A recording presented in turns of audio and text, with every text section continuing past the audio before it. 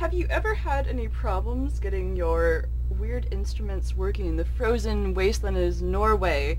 Like when you climb up into the mountains and look upon the fjords to compose your lyrics and your music, do you think, where am I going to plug in my mellotron? They're actually pronounced fjords. Fjords. Do you know how many mellotrons there are in Norway? There are 2. Really? Yeah. 2 in the entire country? You're kidding me. I mean, analog mellotrons are not maybe 3 or 4. Wow. Yeah. Yeah, that's... Have you ever seen a mellotron? I mean, you can't bring them. People, I mean, people also collect them in the United yeah, States. I mean, like... there's one in Kristiansand, there is one in Oslo, and there might be one in Bergen. Like, rare instruments. They cost like quite a lot now. $10,000 for the cheapest ones. Yeah. I know a couple of mellotrons in Sweden. We actually have used samples. Oh my goodness! How could you do that? I mean, how many bands do you actually think yeah, I make know, actually use the mellotrons that exist analog right mellotrons? And there's one Swedish band called Anekdoten that actually they actually play it live too.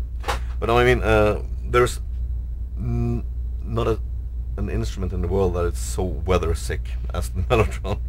So if you're going to use a mellotron, you have to tune every instrument after the mellotron, because it's strings, and it's loads of strings, and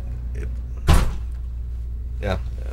Do you ever get upset if someone, I don't know how you feel about Moogs, but if someone pronounces Moogs Moogs, would you be upset if someone talked to you about like, oh hey, let's talk about Moogs right now, not Moogs? Actually, we're called Moogs in Norway. So. Really, do you? Yeah. No way! Yeah. Oh, people in America make fun of people that say Moogs. Yeah, I mean, that's kind of a dialect. We also say, we don't say immortal, we say immortal.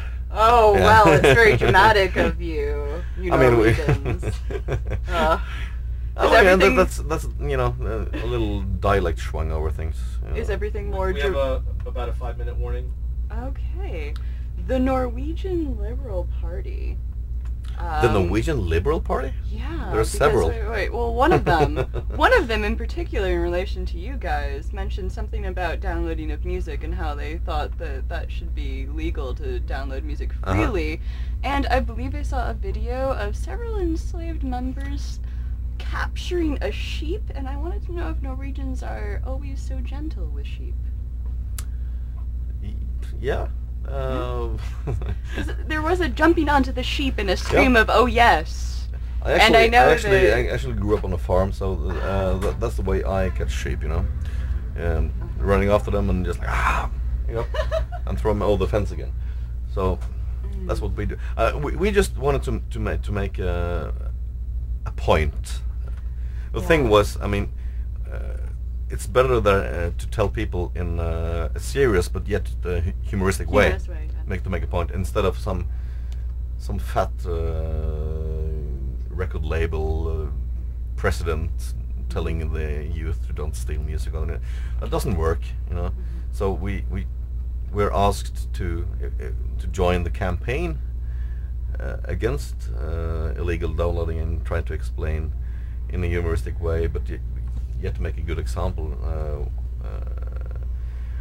Personally, we think it's the same thing. You take something that is not yours, and it doesn't really matter if it's music or food or anything like that. It's still a product that we have been it's worth something, and it's a product that we have spent loads of thousands of dollars to produce. That you make your living on. Yeah, exactly. So, but I mean, humor is the only way to explain things, to break through.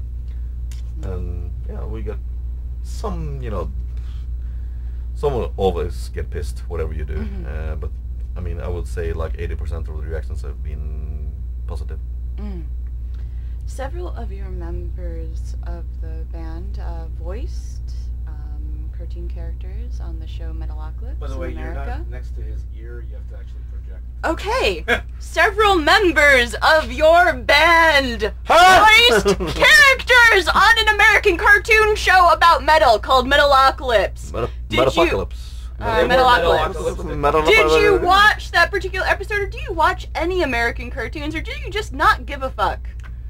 Basically, I don't give a fuck. But okay, that's fine. No, I actually watched the show, and I didn't hear myself. I think I sounded like Darth Vader because they put something on my voice. Because like someone mentioned that to me, and I tried to like go and watch that episode, and I'm just like, where are the members of Enslaved? Like I don't know where the fuck they are in this episode. But there's loads of effects and stuff. Like that. No, I'm. But sure. I watched yesterday. I watched an episode of Family Guy. Oh, real good show. Okay. Simpsons, of course. Yeah. American Dad is good. More cartoons? Nah. No, you don't have to mention all the cartoons you watch. Okay. But I was just curious if you actually even appreciate any American cartoons. South Park is pretty good. Some parts. Okay. South Park. Oh, South Park. Yeah. Oh, South Park. Really? Yeah. All right. I see.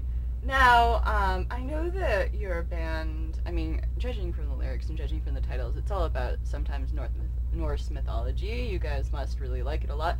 What is your favorite Norse myth? You know, if you had to pick something that you particularly like about it. I really like Ethica Odini, which is that's actually Ethica Odin is the translation of the Norse poem called Hovamol. It's a poem that survived orally for like 300-400 years before it was written down on Iceland in the 12th century, and most of the lyrics on the new album is based upon or inspired by that. It's like a 164 verse poem. Deals about common sense in the Viking Age, things we can really adapt to even nowadays. Very transformable to today, although it contains stuff that we seems to have forgotten over the during the 1,000 years of monotheism, Christianity, and all the big world religions. And so I recommend every human being to read that poem. I mean, there's a lot of life wisdom in that poem about how to interact towards your own spirituality, other human beings, towards yourself, how to interact towards nature, and especially how to interact towards your other individuals, animal or humans. Now, by the way, about 1-2 minutes. Can I ask one of my special closing questions? Now, since we were talking about world religions and also Norwegian mythology, you're familiar with concepts of hell or Mordor, sort of, if you're going to Lord of the Rings, right? Right? Come on, don't laugh over there. Look over here. I like Tolkien. Yeah, do you? Okay, because I asked one band this, and they didn't actually give me a good answer, and I'm really hoping to one day get a good answer from some band.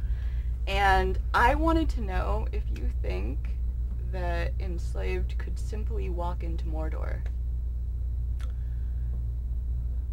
If Enslaved could walk into Mordor? Yes, simply walk into Mordor, because they state in the movie you cannot simply walk in there, but do you think that Enslaved has enough brutality or enough other qualities that Mordor would welcome them with open arms?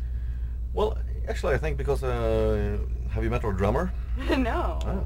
But, he's the most crazy guy in the world, so he can probably just like being an icebreaker, just tell them bad jokes. Okay. It looks like an orc already. So oh, good. So you could just like you wouldn't be against pretending to be an orc then? You could just crack a few jokes about gay orcs or something like that, and then you just sneak behind him.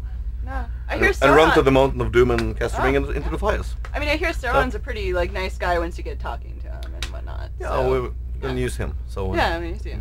Four of us is gonna just sort of just like run to the Mountain of Doom and throw the ring in the fire. Good. That was actually the perfect answer. And thank you. And Kato will still be doing the gay orc jokes while the world is exploding. Yeah. Yep. No, right, that's good. Do you like how she turns the interview into herself instead of you? She's very self-absorbed. I am not. Shouldn't be too hard on her, Yeah, no, he's very hard on me. Yeah, I was actually asking you very personal questions, and he'll hit you, but he won't hit